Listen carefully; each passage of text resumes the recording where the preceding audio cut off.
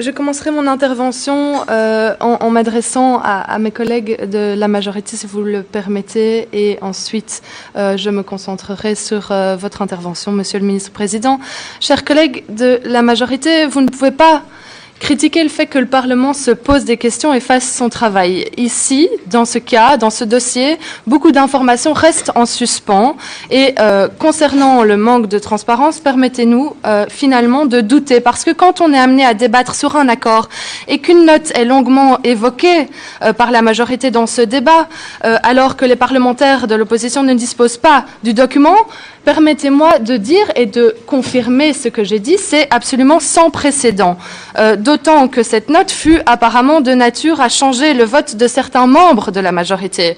Donc, je ne voudrais pas être plus polémique, et je l'ai dit au début de mon intervention, je ne voulais pas me focaliser sur ces éléments polémiques, mais plutôt sur le fond de la note ici, qui a été élaborée par le gouvernement, mais permettez-moi tout de même de faire mon travail de parlementaire le plus correctement possible.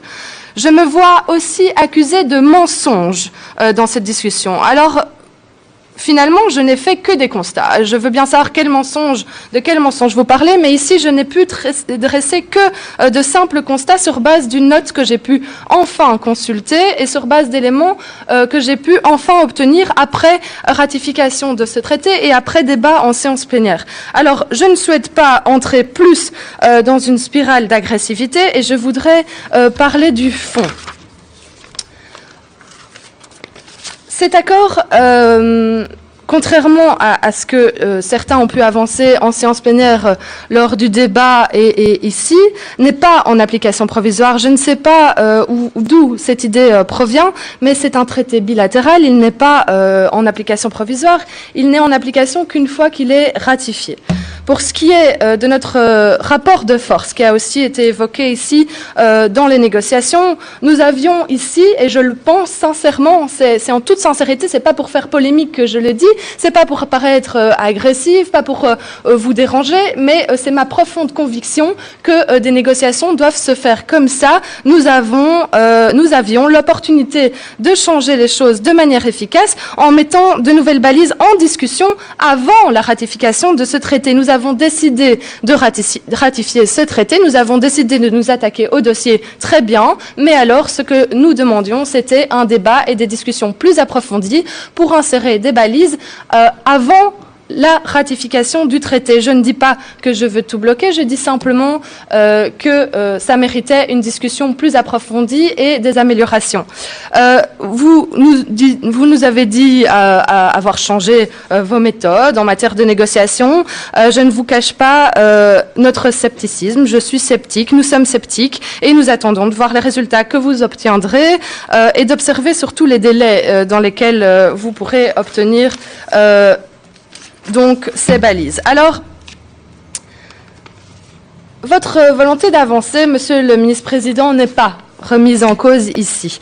Mais je m'attendais ici, dans votre réponse, à vous entendre parler beaucoup plus du fond de la question.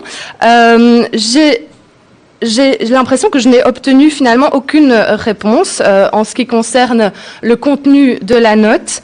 Mais je vais essayer de revenir sur les éléments les plus importants à nos yeux et sans doute que prochainement, peut-être même aujourd'hui, je déposerai une série de questions écrites pour espérer avoir plus d'éléments de réponse. Mais que va faire le gouvernement des balises? Quid de la négociation?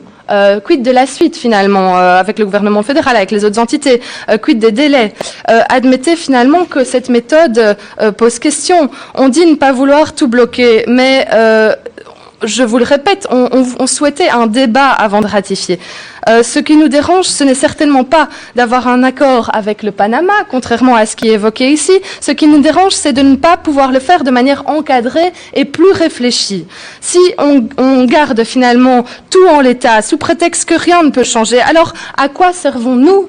À quoi servons-nous en tant que parlementaires? J'ai l'impression de ne faire que mon métier de parlementaire ici. Et en séance plénière, c'est tout. Je ne souhaite pas faire plus polémique. Concernant les ISDS, vous ne pensez finalement pas utile de clarifier un minimum, de préciser cette disposition, parce que avec cette information dont nous disposons dans la note du gouvernement, je ne sais pas comment cette disposition sera mise en œuvre et sous quelle forme. Et donc ces questions, je me les pose toujours et je vous les reposerai prochainement, Monsieur le ministre-président.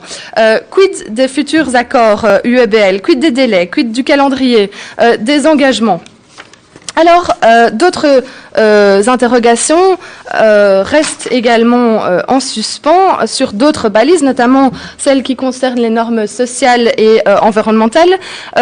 Parce que la notification indique, et vous nous l'avez redit ici dans votre réponse, Monsieur le ministre-président, une disposition permettant d'inclure un monitoring en matière sociale et environnementale avec une possibilité de suspendre la mise en œuvre du traité en cas de violation grave après concertation avec les autres entités fédérées et les autres autorités, et les autorités luxembourgeoises. Mais on se pose la question de savoir s'il n'aurait pas fallu insérer aussi ce mécanisme pour l'accord avec le Panama. Je me pose aussi la question de la forme que prendra ce monitoring.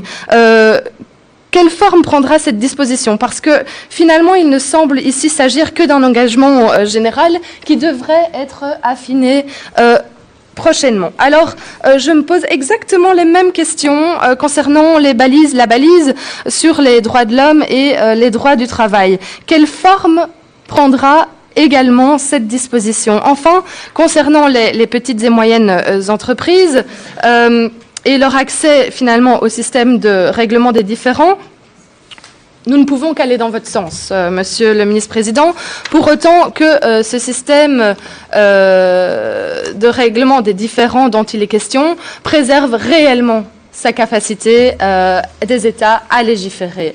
Alors, vous le constaterez, Monsieur le ministre-président, chers collègues, énormément de questions restent en suspens suite à la lecture de cette note. Ce n'est pas pour polémiquer, c'est pour faire mon travail de parlementaire que je vous pose ces questions. Et nous réitérons une dernière fois, non pas une dernière fois, nous réitérons une nouvelle fois notre demande de pouvoir ouvrir ces balises au débat parlementaire, parce que je pense qu'elles en valent la peine. Et comme je vous l'ai dit, je déposerai des questions prochainement en espérant avoir plus de détails la prochaine fois. Je vous remercie.